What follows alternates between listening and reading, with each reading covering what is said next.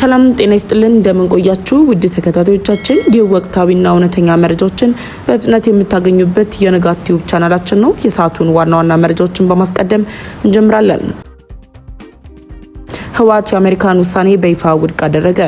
$100 ሚሊዮን የሚታደገው የኢትዮጵያ አዲሱ እቅድም ይፋ ሆነ።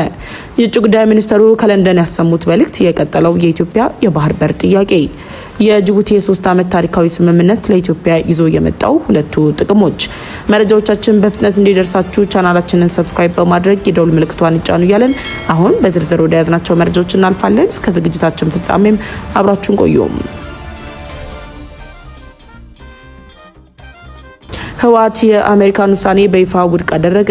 በአሜሪካ መንግስት በይፋ በህወሓት መንግስት ባለስልጣናትና በቤተሰቦቻቸው ላይ የጣለውን የቪዛ እገዳ ህወሓት ውድቅ ማድረጉ አዲስ ባወጣው መግለጫ ይፋ አድርጓል። የህወሓት ቡድን ትናንትና ማምሻውን ባወጣው መግለጫ አሜሪካ የጣለችው ማዕቀብ በአንድ ወገን ላይ ያጋደለ መሆኑንም ገልጿል።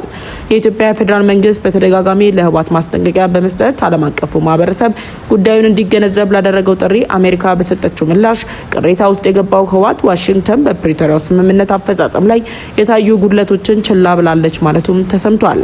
ህዝባዊ ወያነ ሓርነት ትግራይ ህወሓት ዋሽንግተን የፓርቲው አክራሪ አባላት ባላቸው ላይ የጣለውን የቪዛ እገዳ ውሳኔ በትግራይ ያለውን ሁኔታ ያልተሟላና ሚዛናዊ ያልሆነ ግምገማ ላይ መሰረት ያደረገ ነው በማለት የአሜሪካን ውሳኔ በይፋ ውድቅ ያደረገ ሲሆን የፌዴራል መንግስት የፕሪቶሪያን የሰላም ስምምነት ቁልፍ ድንጋጌዎች ተግባራዊ ለማድረግ ያሳያቸውን ጉድለቶችን ችላ በማለት ኃላፊነቱን ኢፍትሐዊ በሆነ መልኩ በህወሓት ላይ ብቻ የጫነ ነው በማለትም ቅሬታም አቅርቧል።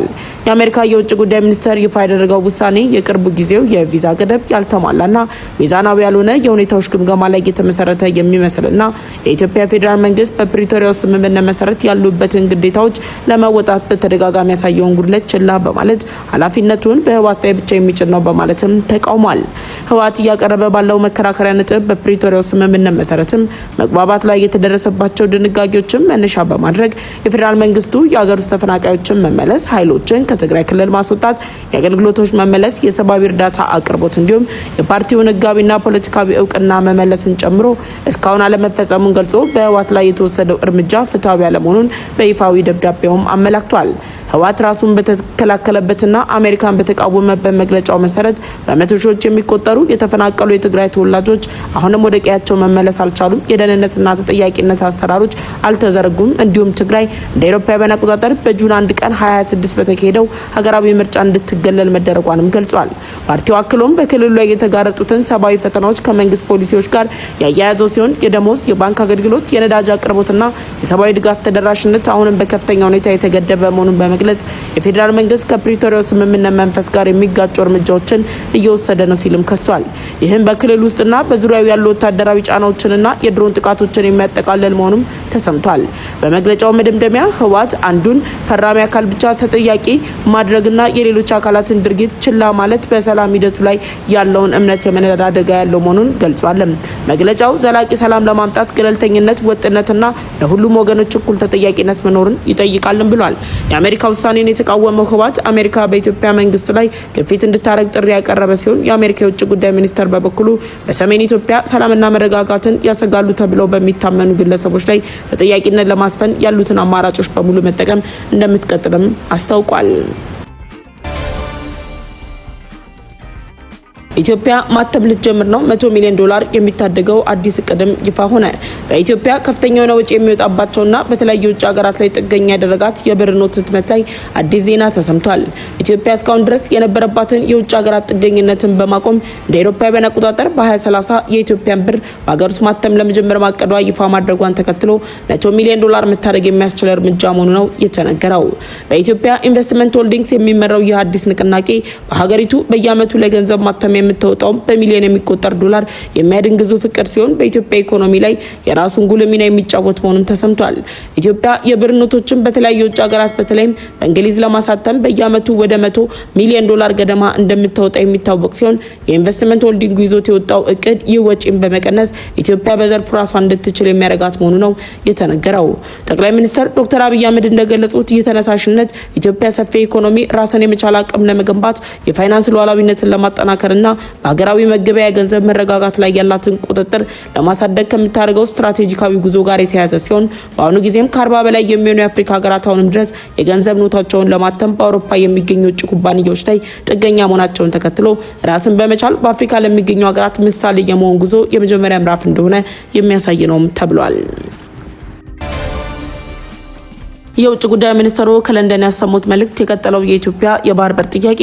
ኢትዮጵያ ወደ ቀይ ባህር ለመግባት የባህር በር ጥያቄ ከቀረበችበት ጊዜ ጀምሮ ጥያቄውን ለማዳፈን እየሰጡ የሚገኙ የተለያዩ ስያሜዎች የኢትዮጵያን የቀይ ባህር ጥያቄ የሚያስቀሩ አለመሆናቸውን የሚገልጽ ምላሽ የኢትዮጵያ የውጭ ጉዳይ ሚኒስትር ዶክተር ጌዲዮን ጢሞቴዎስ ሰጥተዋል።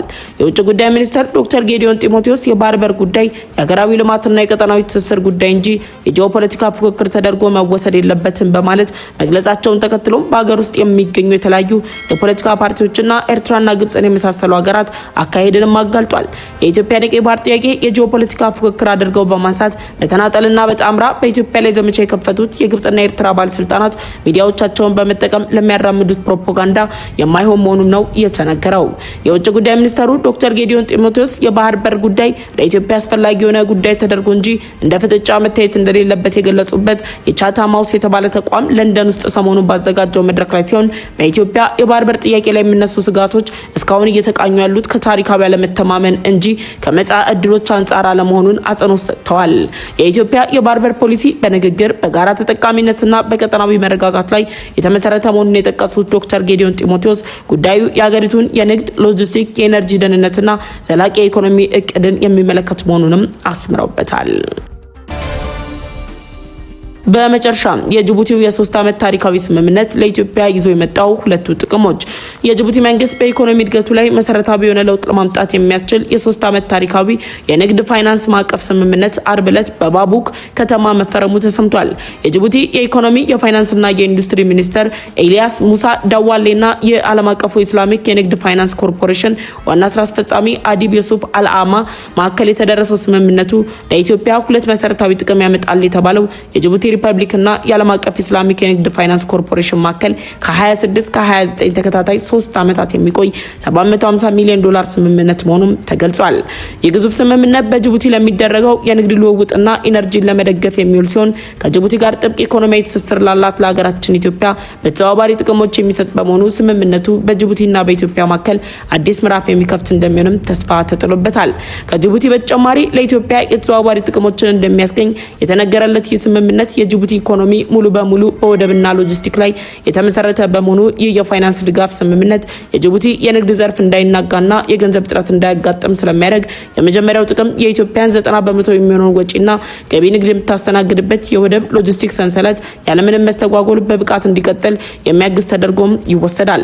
ሁለተኛው ኢትዮጵያ ከዚህ ስምምነት በተዘዋዋሪ የምታገኘው ጥቅም የጅቡቲን የኢነርጂ ወይም የኃይል ዘርፍን ለመደገፍ ጭምር የሚውል በመሆኑ ጅቡቲ ከፍተኛ መጠን ያለው የኤሌክትሪክ ኃይል ወደ ሀገሯ የምታስገባው ከኢትዮጵያ መሆኑን ተከትሎም ጅቡቲ የነን የፋይናንስ አቅም ማግኘቷ ከኢትዮጵያ ለምትገዛው የኤሌክትሪክ ኃይል የምትከፍለውን ክፍያ በወቅቱና ያለምንም መዘግየት እንድትፈጽም ስለሚረዳት የኢትዮጵያን የውጭ ምንዛሬ ገቢ አስተማማኝ እንደሚያደርግ የሚጠበቅ ሲሆን የዚህ ክስተት መፈጠር ግብጽ በጅቡቲ የኤነርጂ ማዕከል ለመገንባት የምታደርገው ጥረት የሚያዳክምና የኢትዮጵያን የኤነርጂ አጋርነትም ይበልጥ የሚያጠናክር ያደርገዋልም ተብሏል። ለሳቱ ያስደመጥናችሁ መረጃዎች እነዚህ ነበሩ። ንጋት ዩቲዩብ ቻናላችን ቤተሰብ ካሉናችሁ የደወል ምልክቷን ተጭናችሁ ቻናላችንን ሰብስክራይብ በማድረግ ቤተሰብ እንድትሆኑ ጋበዝናችሁ። ቻናላችንን ሰብስክራይብ አድርጋችሁ ቤተሰብ ሆናችሁ ላይክ እና ሼር በማድረግ ለወዳጅ ዘመዶቻችሁ እንድታጋሩ ጠይቃችኋለን። በቀጣይ በሌሎች ዝግጅቶች ተመልሰን እንመጣለን። እስከዛው ግን ቸር ቆዩን።